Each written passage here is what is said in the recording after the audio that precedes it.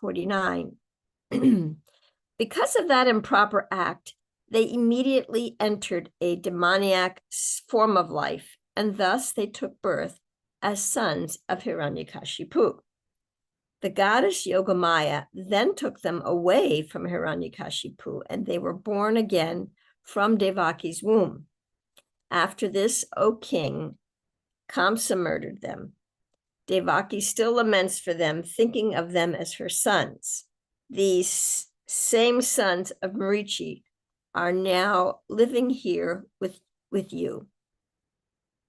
Purport by the Srila Prabhupada.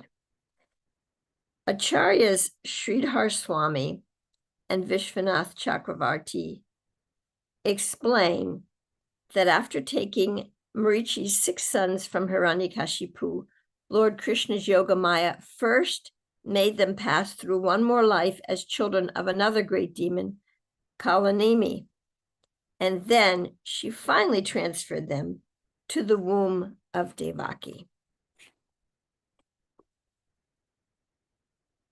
I was born in the darkness of ignorance, and my spiritual masters are kindly opening my eyes with the torchlight of knowledge.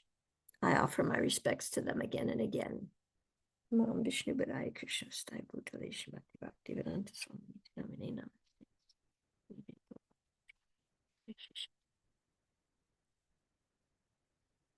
Hare Krishna.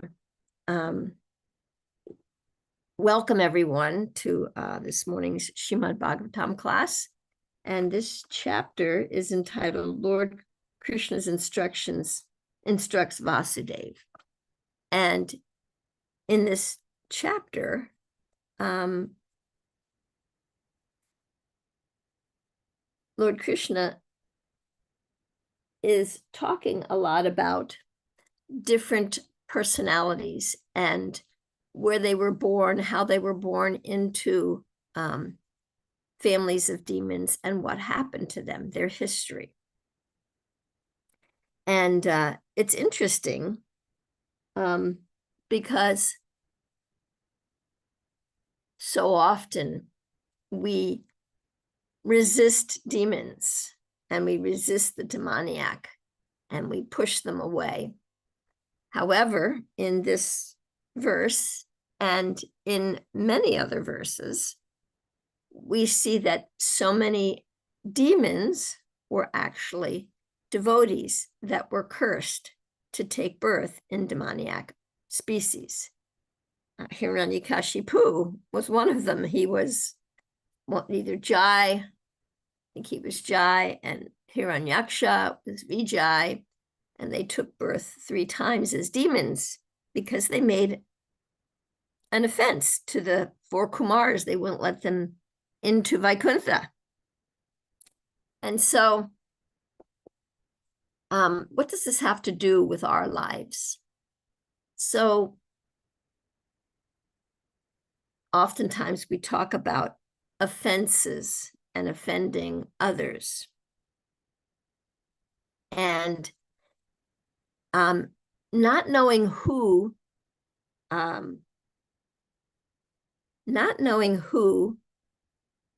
a person is, we can very inadvertently make offenses, even to people like these demons. And Hiranyakashipu and Vitrasura was also a demon who had been cursed because of a mistake that he made. And so Lord Krishna is really in charge of passing out the consequences of our mistakes. We all make mistakes. Even the guards of Vaikuntha make mistakes. And sometimes devotees make mistakes, brahmanas make mistakes and curse devotees like Parikshit Maharaj. So sometimes we all make mistakes. Parikshit Maharaj made a mistake. He put a snake around the Brahman's neck, and then his son cursed him. So we all make mistakes and we're all in the process of learning. Now, in this process of learning, it's not our job to judge others. It's not our job to judge even demons. We may assess and think, well, I don't really want to associate with someone like Hiranyakashipu. I don't really like his behaviors, and I don't want to develop those behaviors. So I don't really want to associate with him or follow him. However, it's not my position to judge him, because that's Krishna's job. And he knows where people are meant to go and what is the next best step for them to reconcile their mistakes.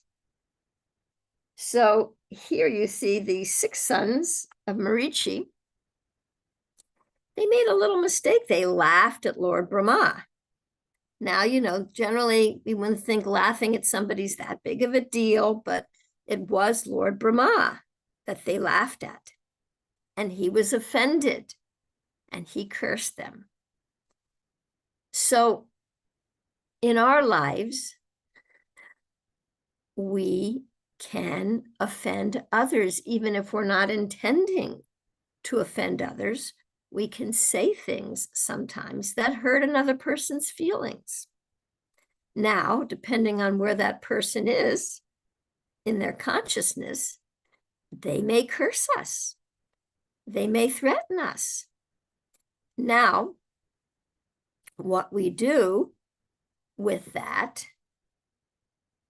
if they curse us and we counter curse them, we are simply implicating ourselves in more karma, in more action and reaction. This is the nature of the material world, action, reaction.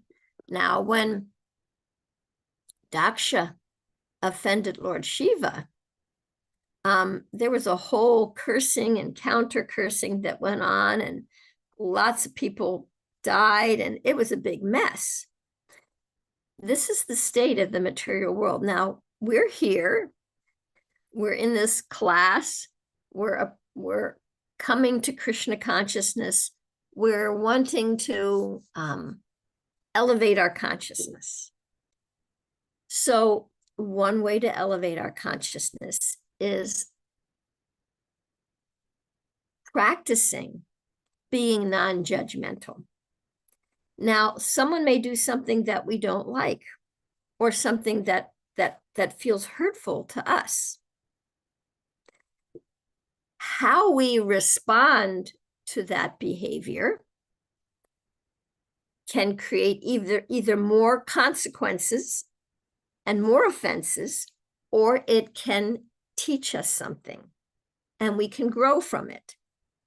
So if someone says something and we feel hurt, we could curse them, we could blaspheme them, we could write all across the internet of how bad they are and defame them. And this probably will create more reactions coming back at us. And this is what we see in the field of politics. It's all people putting each other down. Now, because we're coming to devotional service and we're practicing being Vaishnavas, we're practicing to elevate our consciousness.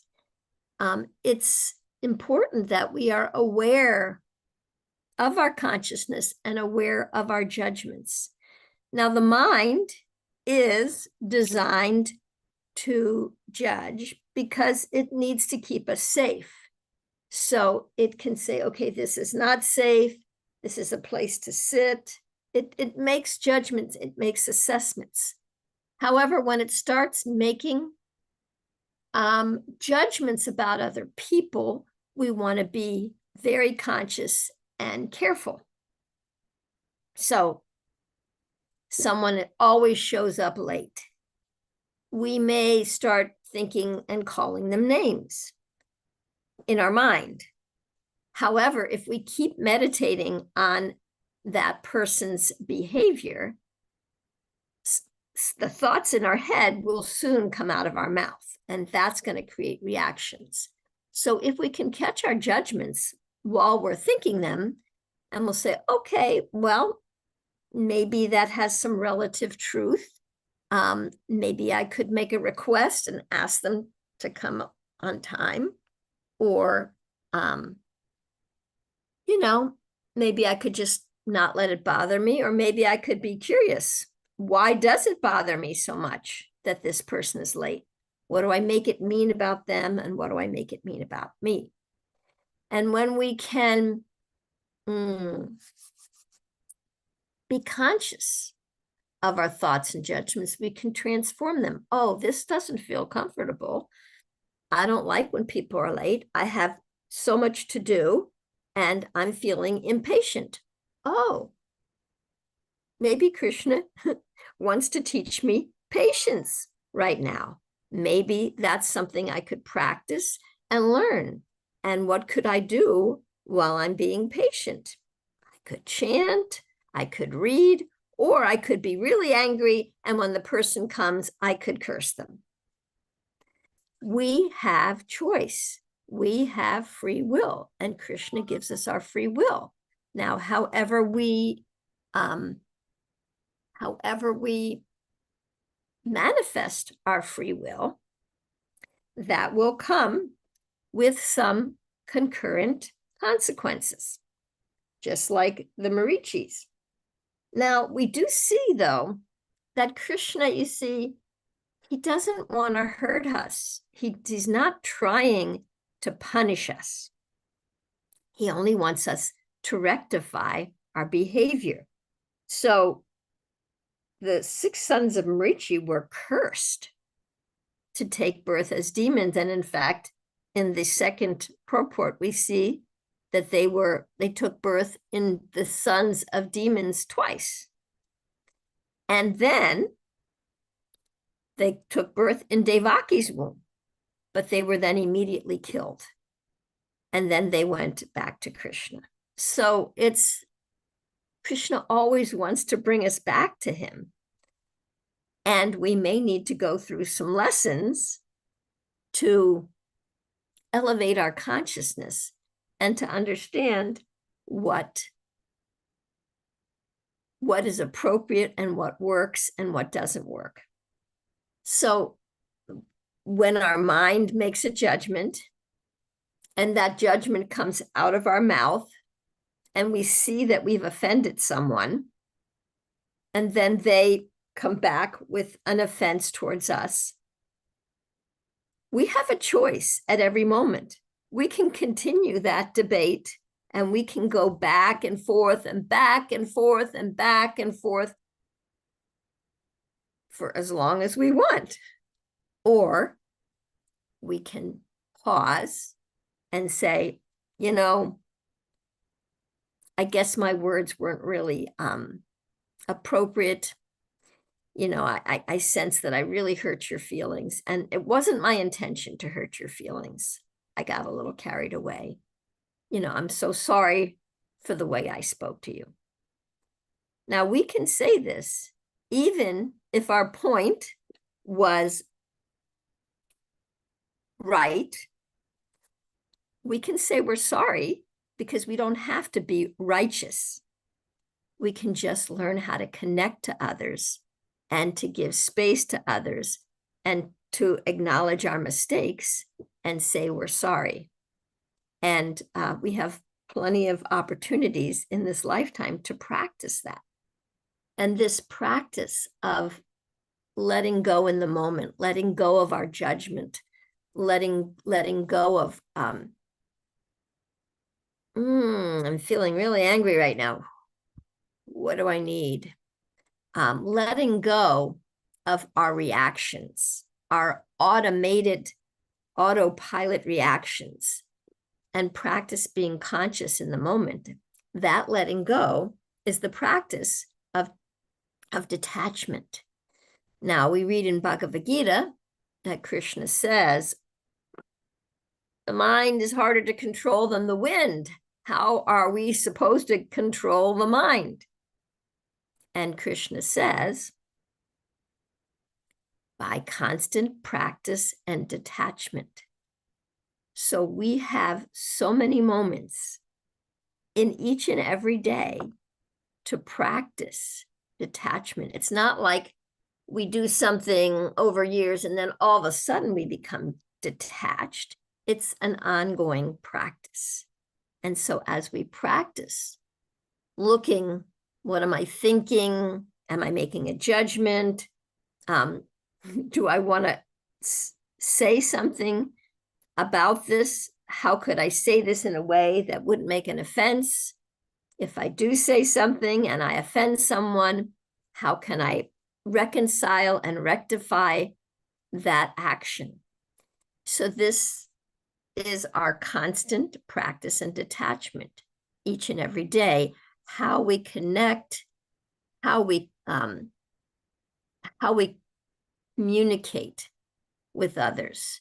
And this is relevant not only in our daily life and our daily relationships, it's so relevant in our Krishna consciousness, because the way we treat others and even the way we treat ourselves is our automatic way of treating everyone. And we may find that we sometimes treat Krishna in his holy name the same way, with distraction, And so practicing being curious rather than judgmental gives us the space to learn something, to reflect deeper, to practice something new rather than being on our autopilot. And I did want to say one thing also about the demonic and the devotee qualities. In previous ages, the demons and the demigods lived in separate planetary systems. And then they lived on the same planet. And now in Kali Yuga, the demoniac and devotee live within our own mind. And so we can treat the thoughts that we have that seem to be demonic, we can treat them with respect without listening to them and without obeying them. We can say, thanks for your perspective. I think I'm going to choose to do something different. The demoniac mentality, we say, look what he did, look what he said, look what she did. You need to, fight back. So we have a choice at that moment. Do I want to listen to that part, or do I want to practice something new to uplift my consciousness so that I can practice detachment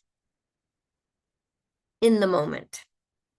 So these are the main points that I wanted to make in this class. And I know you usually leave maybe 10 minutes for questions. I'd like to leave a little bit more time than that for discussion, because I think it's a very relevant topic and something that you all might have questions about. So I'm going to open it up for questions now, if that's okay. Is that okay? Thank you, Sukhavaha Devidasi. Wonderful class. Yeah, it's totally in line with our little sampradaya here. We want to keep it interactive. Yes. Okay, so who would like to begin asking intelligent and pertinent questions? Or you can Can I create start? Go ahead. Hare Krishna, Mother Sukhavaha. Oh, hold it. Gail is Is that here. Gail? Yes, it is. I All couldn't miss, right. I couldn't miss your talk. Okay. Yeah, so I just find that the timing, this is just basically a comment, I think. I'm amazed by the timing of this particular talk because just minutes before your class, you know, I was in the conversation with somebody where we were discussing the house. There are a couple of people in our lives where their behavior is so kind of dichotomous, or today we like to say bipolar, or, such stark contradictions in the aspects of the personalities of these people. And we were like, how is it possible that night and day can exist within one body? We were just like, bewildered by this experience or these experiences, and then when I heard you talk, I said, wow, we were wondering about other people. We weren't wondering about our own selves.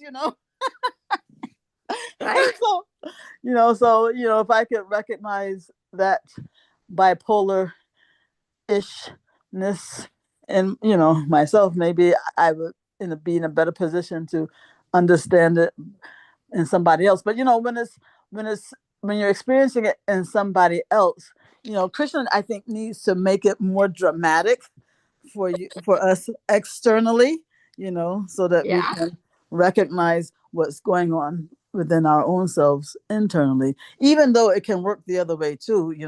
When you see it in such an exaggerated form in somebody else, it can be harder to recognize that you too possess that same quality. Yep. So, Yep. We all have those capabilities because we're mhm. given free choice. And so we just want to always be a little conscious. What am I choosing right now? Thank you, Mhm. Gail. I Yeah, love yeah, that bipolar. Yeah, bipolarness. Yeah. yeah, We all got a little bipolarness. Yeah. yeah. Can I How have to, a quick follow-up question to that? sure, sure, Is sure. it true that there's a verse in the Shastra, or maybe it's from Srila Bhaktisiddhanta Saraswati Thakur, from Prabhupada's Guru, where he said that you only see impurities in others because you have them. That's how you see them. Yeah. Yes, Bhakti Siddhanta Saraswati says, when you see faults in others, reflect, introspect, find the faults inside yourself. No one can harm you unless you harm yourself. Yeah. Got it. Yeah. And we really harm ourselves a lot. We often self-sabotage. That's a whole nother topic, but we do often harm ourselves. And so we have no problem harming others. Yeah. Yeah. Yeah. Thank you. You're welcome. Min has her hand up. Yes, Min. There you are. Thank you so much for the class. Such a Nice. relevant topic. And my question, it's all related to what's been spoken here already. But when I see myself judging other people, a lot of times I do look at myself and I do resist whatever's coming and judge because that very quality is also within me. And Yeah. for whatever reason, I can't accept that aspect of myself, the ungodly quality that's within me. So I want to ask, sort of turning the lens toward myself, ourselves, and at times when I judge my own quality and my own shortcomings, sometimes it feels even more difficult to sort of contend with that than judging other people, because judging others, it's in some ways it's terrible, but in some ways easier because you say no and you walk away. But I have to live with myself and my own judgmental qualities and shortcomings. How do we deal with that in Krishna consciousness so that we come closer to God and grow in our spiritual practice? Beautiful, beautiful reflection, Min. Very, very deep reflection. And yes, I didn't get into that aspect of it. Oh, but for sure, what's going on inside of us and the things that we do that we really don't like, those are the most difficult to contend with. So in general, we do tend to project and see the faults in others, and it distracts us from what's going on in here, because it's hard for us to live with ourselves having these parts. So it's so important. It's like vital to our spiritual life to be able to look at those parts. And generally those parts are young parts, very young parts of us when we were children that got hurt or misunderstood or neglected. And we didn't know how to contend with that when we were little. And so we developed very quick survival coping mechanisms like running away, fighting back, hurting others back. We developed those coping mechanisms to survive, and they helped us survive. However, as we grow, those same coping mechanisms start to strangle us. So it's kind of like a tree. Right outside the Bhakti Center, there was a tree that had a wrought iron fence around it. That was to protect the tree from cars hitting it, or, However, the tree grew, and it grew so big that the trunk was growing around the wrought iron. And I had to call the Department of Environmental, Protection, and they had to cut that wrought iron off. So the fences that we made when we were little, the coping mechanisms, are now hurting us. So they're not bad. So that's how we can start to accept them, just to understand them and understand what they are and where they came from. And okay, yeah, and that's not working anymore. What else can I do? But the one big thing that really gets us is shame. And we feel existential shame. Heck, we're here in the material world. We left Krishna, Why did I do that? So we have this existential shame, which then manifests in different aspects of our material life, or our I won't say material life, but through the material modes, I'll say. And so we just want to understand, okay, so yeah, I've made some mistakes, but I'm not a mistake. I still make mistakes, but I'm not a mistake. Krishna made me. He doesn't make mistakes. How can I reconcile my coping mechanisms? How can I reconcile the parts of me which aren't working anymore? How can I accept them? And of course, there's books on them. I've written a couple of books about kind of those things. So it's a huge topic. However, it's imperative that we actually do that, because the way we treat ourselves is often either the way we treat others or the opposite of how we treat others. However, when we go back to Godhead, or when we get to our deathbed, Krishna is not going to be asking us about all the things we did out here. He's going to be looking at our consciousness. And if our consciousness is berating and shaming ourselves, or hating ourselves, and resisting ourselves, that's one part of Krishna. We're a part of Krishna that we have not reconciled with. That's one part of Krishna that we're fighting with still. So how can we love Krishna, all of Krishna, when we can't love this little part? So that's, to me, that's one of the biggest lessons, how to love and accept. And this is the hardest one, to love and accept, because we know all the mistakes we've made. Yeah. So talking about them, reconciling them, integrating them, that's how we grow. Was that helpful, Min? Yes, thank you so much. I really like the analogy of the wrought iron Yeah.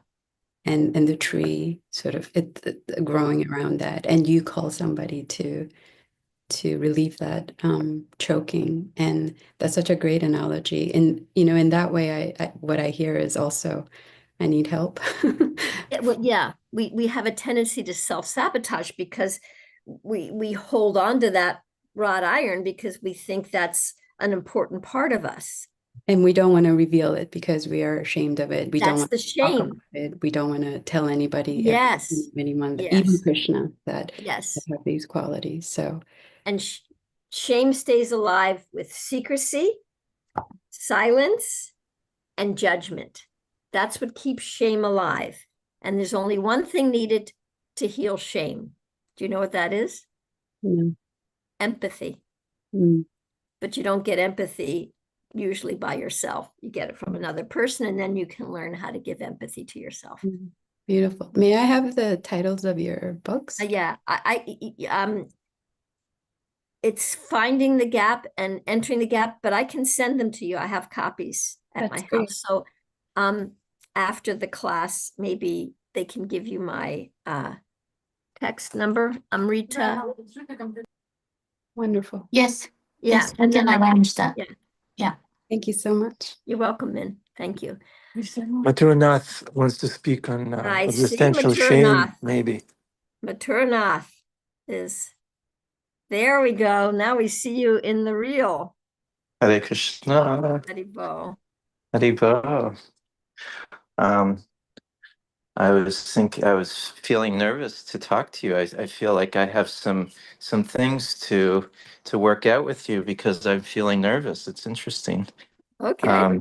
Thank you for revealing and being so authentic and revealing your nervousness. I'm just a regular person. You're gonna sort things out in class?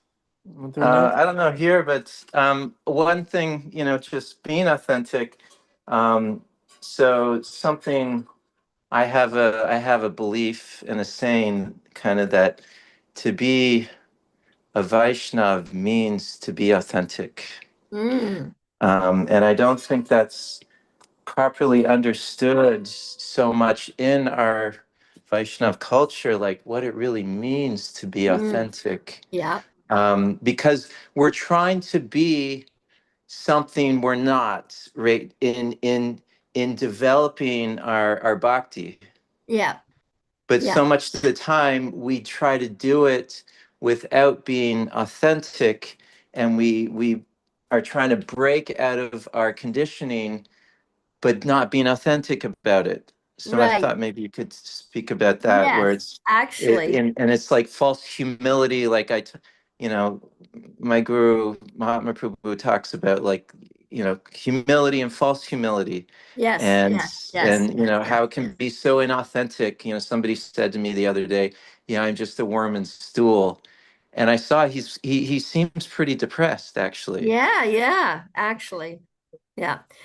The way I would explain it is, so we have this existential grief and existential shame because we're here in the material world. Okay, we blew it. Here we are. So it's existential. And then we get this existential grief and shame gets played out through our material mind as a little child. We come into this world. What's going on here? Why are these people fighting? We don't know what's going on, and we're trying to figure it out. And nobody really explains it to us because they don't exactly know either.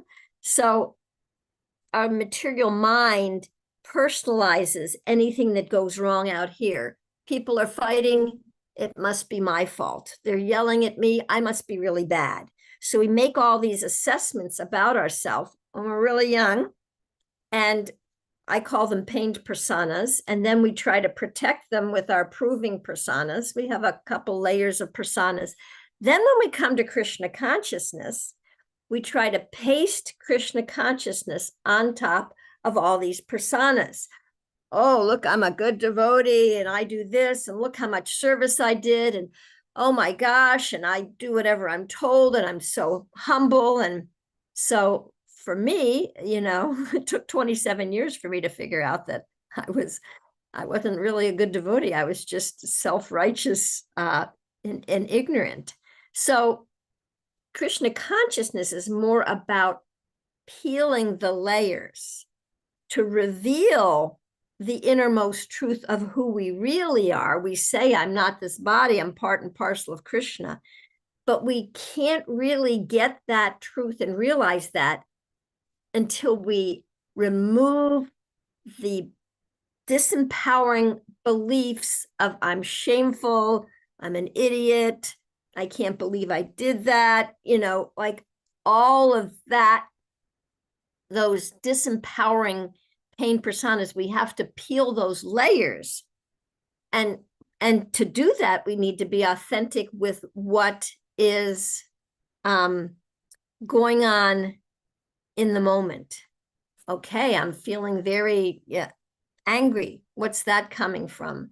Well, they said, and then we can really peel back the layers. I don't know, Maturnath, I don't see you anymore. Tell me if that was okay. Yeah, I'm here. I'm here. Yeah, was that answer okay? That you were trying to paste Krishna consciousness on top, and so the being authentic is we have to peel away the layers of inauthenticness, and the inauthenticness is I'm shameful. No, that's inauthentic. That's a lie. That's not true. I'm part and parcel of Krishna. But these Yeah. are really wired into us. These shameful pained personas, and then our proving personas. No, look how good I am. Look what I can do. So all these things are wired into us, and we have to like gradually remove the coverings, just like Prabhupada said. We have these layers of like a soul is like a person covered with clothing, or a smoke covered with a fire covered with smoke. We're covered. So we have to uncover and discover who we really are. I appreciate that. Uncovered and discover. Yeah. And I think through the process, well, it's not what I think, what I experiencing through the process of doing that, really being real with what is going on for me right now, and not trying to skip over to I should be here. I've experienced that so much. I should be over here, but I'm actually really here. Exactly. I'm feeling hurt. I'm feeling angry. I'm feeling uncomfortable. I feel uncomfortable being in the temple right now. I can't do this. Yeah, I feel like I'm insecure right now here. I'm nervous. I'm nervous in this environment, but we try to just go, no, I shouldn't be like that. I should be like this. And then we start to act dysfunctionally in many ways. Dysfunctions come out because we're not really coming from and revealing and sharing who we are, which is humility. It's not I'm lower than the honesty. Yes. Yeah. I also write about that in my book. I shouldn't be there. I shouldn't be here. I should be there. And, it really gets us messed up. But I see there's 2 other questions and only 3 minutes left. So I wanted to go ahead. If I can answer those questions. Go ahead, Krishna Kumari. I just texted my kids your quote. I have made some mistakes, but I'm not a mistake. And I then got me thinking, because I always would tell my children that there's no wrong decision.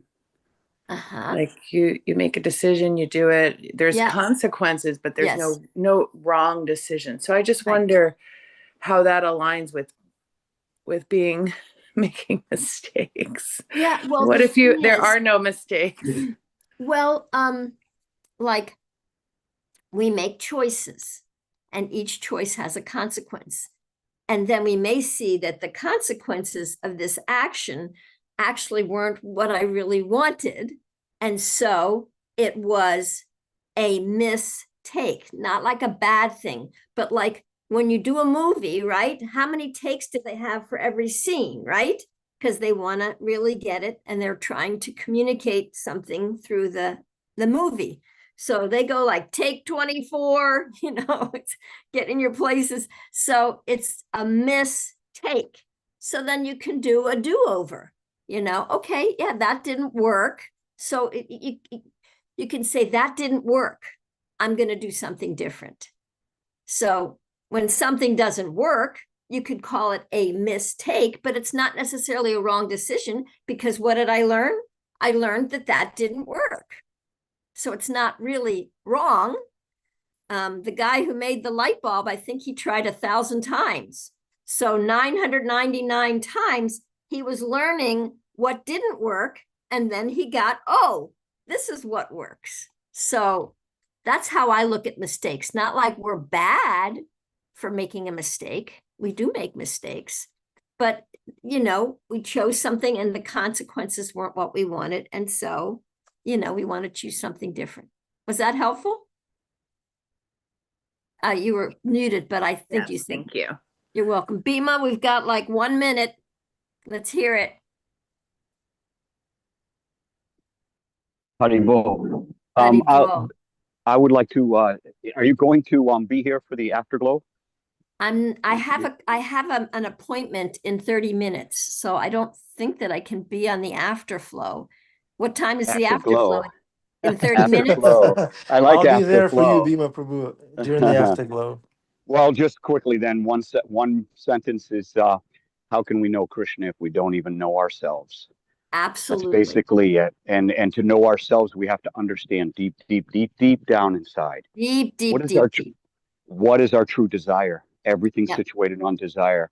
If I want to be a rascal, I'm going to go right back to the point where we turned to Krishna and said, I want my own world. Yep. I want to be the center of attention. That's what it's all about. It's our desire deep down inside. We see that is the foundation to all our so-called decisions. And then Krishna has set up, and Durga has set up this material world to say, okay, you make this decision, you're going to get one of these. You're going to get one of these spikes in you until you realize that you're not in control and you're loving the wrong thing yourself. Hare Krishna. Beautiful. When are you going to give class? They don't allow me to give class because deep down inside, I really don't approve of what Krishna is up to. Okay. Well, anyway, that was a nice little proport there. I like that. Thank you so much. Thank you all for your time and your attention. I know we're over time, but thank you so much for allowing me time with you. And we'll work out how, if anybody wants to get copies of my books. Put your information in the chat, Sukhavaha Devi. In this chat here? Yeah, in the chat here. Okay, put my information in the chat. I'll just put my WhatsApp number. Is that okay? Yeah.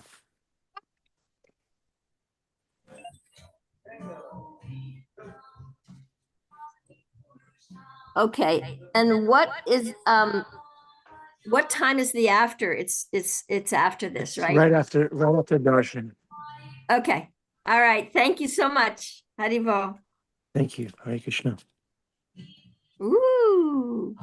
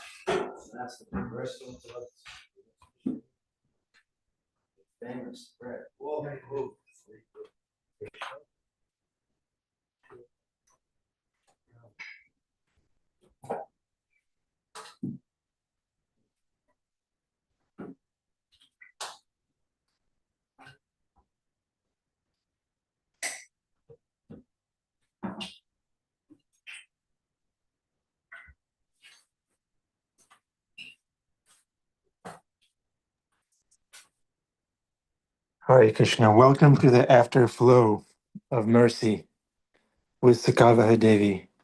If you have any questions, go ahead. Sukhavaha. Okay, yeah, I didn't realize it was like so quick. So yeah, I can be on for a little bit longer. Sorry. Sundaranandaji. Hare Krishna. Hari Bol Mother Sukhavaha. Hare Thank you for Krishna. making yourself available. I Yeah. know you, along with Adi Purush Prabhu, have had a lot of history about the Bhakti Center in its initial phases. Is there something that you can share with us, if you haven't already, as to what you feel as the where it has come and what should be the aim of the Bhakti Center? Well, as far as my experience goes, Radha Muralidhar want us to grow. And Radha Muralidhar want us to go deep inside. They are very special, empowered deities, not like all deities aren't special and powerful. However, those deities have moved around more than any other deities, as far as I know. They were in Cleveland, they were in New Vrindavan, they were in Greenpoint, and now they're at the Bhakti Center. And they went through a lot of different phases in their life. And they really want us to go deep. They are there to show us the truth, mostly about ourselves, and to reveal to us, the depth of Krishna consciousness and how important it is for us to appreciate Krishna in all his aspects and appreciate all that Krishna's giving us, and including our bodies, our minds, our dysfunctions, our traumas, all of that has a place in our growth and our spiritual growth and development. Krishna doesn't make a mistake. So I would say that, just always being curious and looking deeper as to what's my next step. What could I do authentically in the next step? That's what I feel that Radha Murli Dhar want from my experience of them. I hope that was suitable. That's wonderful. Thank you very much. Yeah. Krishna. Yeah. Thank you. Bhima, did you have more to say, or are you far away now? He's far away. Okay. Gail? Yes, hi, Krishna. Namaskar. Haribol. Yeah, question that always haunts me is this. It came up in class where we said that when we see something in others, right, it's probably a reflection of what's going on within ourselves. And that has always just seemed a little simplistic to me. Mm-hmm. I do believe that is often true, but I just wonder if it's always true. I mean, I can understand if you say that, well, if something in somebody else bothers you, then it's, like you say, right? We're supposed to be curious about what that means for us. Why are we responding that way? I mean, it could be that it's triggering something maybe from our childhood, but I just don't see it as necessarily meaning that we have that same quality that we find offensive in somebody else all the time, even though it might sometimes be true. So can you comment on that? Well, being souls in human machines, we do have similar experience.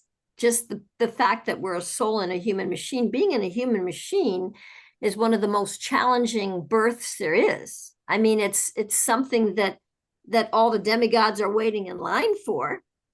However, it is very challenging because in this human birth, we are given lots of opportunity to take responsibility for our thoughts, words, and deeds. So, how does this answer your question? We all experience similar things, even if it's not in that exact moment. If someone's yelling at me and getting angry, I'm like, oh, I've done that. If someone's walking away and doesn't want to talk to me, it's like, well, I've felt that way sometimes. And maybe not recently, but I have done that, or maybe in another lifetime. So the experience of being a soul in a human machine is similar, with similar challenges. And so the more we can understand our own challenges and empathize with our own whatever it is we're resisting in ourselves, then we'll have less resistance to others, even if they're acting in certain ways. It's like, oh my gosh, what are they doing? It's like, we learn to be patient with ourselves, and then we can be patient with others also. Does that make sense? Did I answer you? I mean, I think you're just saying that, if maybe we can't see how we are guilty of that particular quality in the moment, maybe somewhere in history we have been. Yeah. But it's a very, very distant experience, Gail, for you especially. 40 lifetimes ago, maybe it more. must have been. But Mother Kava, you often say this point that it's so challenging for a soul to be in a human machine, and today is the first time I'm hearing it in a different way, where it sounds like you're saying it's more difficult for a soul to be in a human machine than in any other kind of machine. Yeah, I mean, I never heard it. I never heard you. I never took that meaning before. Yep. Yeah. And I'm It's the wondering why most, you say that. it's the most challenging birth there is Because there's more responsibility required here. When you're in a demigod birth, you are living off the rewards of your past lives, and you're living off that good karma, but that doesn't necessarily make you more conscious. And in this life, you know, we're like, it's hellish and heavenly at the same time. So, you know, we get to make choices here. And, you know, so it's, you know, and every choice has a consequence. So it is really, it's a challenging lifetime, but it has so much possibility and so many opportunities for growth. So it's great to be in a human machine, right? That's, you know, we're in a human machine. This is what it takes to get back to Godhead, to use our consciousness properly. So, but it is challenging because there's responsibility. Going back to Godhead, being Krishna conscious, being conscious is not a cheap thing. We can't take it for granted. It's not a cheap thing. It's a very valuable thing, but when we utilize it and when we learn how to utilize it, if we don't understand our machine, if you have a car and you don't understand how to use your car, you can wreck your car. You can put it in reverse and try to go forward and crash into something behind you and wreck your car. or somebody else. Or somebody else, kill somebody and end up in jail. So we want to learn how to manage our machine. Okay, so the challenge you're referring to normally is the fact that our decisions have consequences that we have to be responsible for. Our choices have consequences, every single one of them. And even they say that you're not responsible for your thoughts. It says that in scripture. However, our thoughts very often become our words and our deeds, and those we are responsible for. So if we can catch things in the thought stage, we can maybe prevent some difficulties. Yes. Thank you so much, Ms. You're welcome. Ima, you have something to say? Yeah, I just wanted to say that once again, just to reiterate, you know, we talk about thoughts, the impulse for thoughts, the impulse for making wrong decisions and stuff like that. If we come to be perfectly honest with ourselves about what we truly feel and what is coming up within us, it comes from a great depth, and we do have to hearken back to the reason why we're in this world to begin with. And the reason is, of course, is to learn and to grow and to become more like Krishna, so that we can eventually associate with him directly, vis-a-vis Saka, Sakis, parental, etc.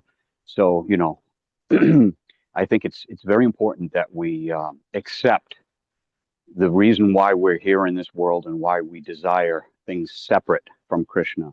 And that bhakti yoga is the process of slowly dovetailing all these desires back into Krishna's service, which is why kings and queens and wars and drama and relationships and betrayals, they're all here in this world because that's because this is Krishna's theater, and this is the theater in which we learn an object lesson. Yep. And that is, we're all seeking happiness and we're all seeking love, and we're missing the mark. Yeah, because we think happiness is the avoidance of pain. And that has, you know, that's a temporary pleasure. The avoidance of pain is not joy. Joy is when we discover how we are like Krishna and where those parts of us are and how we can activate them and how we can manage the parts that come from our conditioning. Okay. Any other thoughts, questions, discussion, anything? I'm here for 10 more minutes. If if anybody. I was reflecting yesterday on how in the material world. Can I see your face? Who's speaking? I'd like to see you. I'm here. Okay, where are you? Haribo. I'm not showing up on your screen. Wait, they got me. Matura. What's your name? Matura Nath. Okay, yeah, you're not showing up on my screen. Go ahead, Matura Nath. There you are. Yeah. So yeah, just along that point, I was meditating on this yesterday, that the relationships we try to have in this material world usually are very challenge us and become very frustrating, and especially with man and woman, the material goal is sex. Like even I was, I'm studying a lot of relationship therapy things, and I see the therapists that they're basically they're trying to work things out so things are good so they can have sex. Uh-huh. And in the spiritual worlds, and people suffer a lot because of whenever there's discord, whenever there's misunderstanding, whenever there's hurt, there's so much suffering. But in the spiritual world, it's ecstasy. It's like that's what creates more ecstasy, that relationship, um, different things that are happening, that separation, that discord, that all these things. And here we really suffer from it until we realize, this is this discord, this hurt is meant to push me towards Krishna. Yeah. I can use this to push me towards Krishna, because I know I'm never going to be fully satisfied here in any relationship. It's never going to really nurture my heart fully, that what I'm longing for. So let me use this, and Prabhupada speaks about this, all the difficulties, all the distresses in this world. A Vaishnava sees that this is an opportunity to go closer to Krishna. Yes. Thank you. Thank you for sharing that. Are you Matura? Yes. Okay, because I couldn't see you that close, but because your name is a little different. So I'm like, oh, okay. Now I got it. Now I know who you are. Nice to see you again. Nice to see connect you. with you. Thank you. Yeah. Thank you. I didn't, I can't see when there's a picture that's this big, so I couldn't really see who you were. So thank you. I think Bhima might have something to say. Is that I true? wanted to, yeah, hold on. I'm driving. You might hear some background noise. Can I be heard okay? I'm on the road. You're okay. Okay. So I think it also is very important to understand. Yeah. Yes. Sex is the cynosure of our focus if we are completely materialistic and psychopathic, quite frankly. But we have to understand what sex is, and that is losing yourself, becoming absorbed in someone, being able to trust someone implicitly, being able to be vulnerable in front of someone, knowing that this person is your best friend who has your back, and in some cases is willing to give their life. This is what we're aiming for. Sex is simply a symbol. It's like the word. The word isn't the thing. Sex is just, that's why sex can be completely a fraud.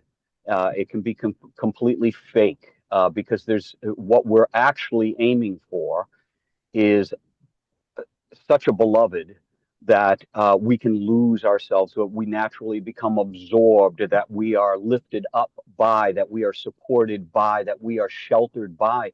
And Krishna shows in all of his pastimes, from Govardhan holding the hill to saving Draupadi by giving her unlimited sari when she solely went to him, solely. Okay, this is what we're shooting for. It's not wrong to lust. It's it's just we're lusting after the wrong thing. And Krishna shows us repeatedly in his little sparks of splendor Look over Yeah. here, look over here. Haribol. Yeah. Yeah.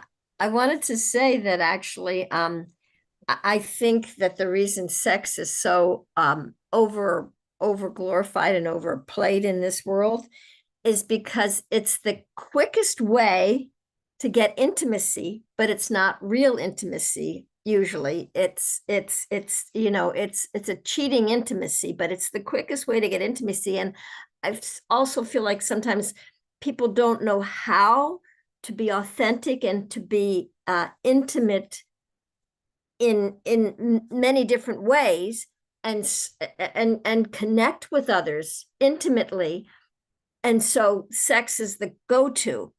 Sex is also the creative So energy. if I want to connect with Bhima, what, Intimately, you just need to intimately? talk to him Best to authentically. stop talking now, Prabhu. Be authentic with him. So Okay, I'll just be authentic with you, Bhima, Prabhu, if yes, I want to yes, connect. yes. You better be And good also looking in your next life. and then also sex is the creative energy, the creative force. And so if we don't have creative projects or something that we really like to create, whether it's with figures or computers or painting or writing or drawing or communicating, if we don't have creativity in our life and we can't express ourselves creatively, authentically, and individually, if we can't do that, then we go for the quick fix, which is sex. So that's my comment on sex. And I wanted to know if there's 3 more minutes. Is there anybody else who wants to say anything? Raj Toshini, I see your face, which is really nice to see somebody's face on the screen. Any thoughts from anybody else before we conclude this aspect of the discussion? This is a PG-18 class. This is a PG-18 class, yeah. Yeah. I hope I did put a everybody's question in the chat. okay. Thank you. What's the question? What is It's the 2 parts. basis for forgiving oneself so that one's own past mistakes? No, Hitherford. The basis for forgiving oneself is, first of all, to understand what was done, to remorse what was done, to feel like, oh, that really didn't work, and whatever, I hurt people, I hurt my own kids. So, and then maybe going and asking for forgiveness, and then being able to forgive that, yeah, that was as much intelligence as I had at that point in my life. And and I learned a hard lesson, because I hurt others and I hurt myself. And and I want to grow from that. And endlessly beating myself up is just keeping me in the shame loop, which keeps me in the material world, which doesn't get anywhere. It's just more of the same. So forgiving myself is accepting my jiva-ness.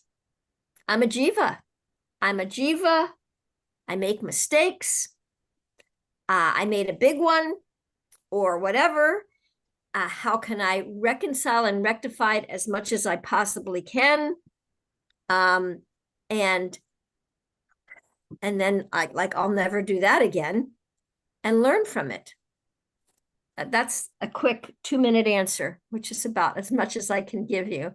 But I also have a book on compassion. And in that book, I wrote about the mistakes I made with my kids and how I asked for forgiveness from my kids.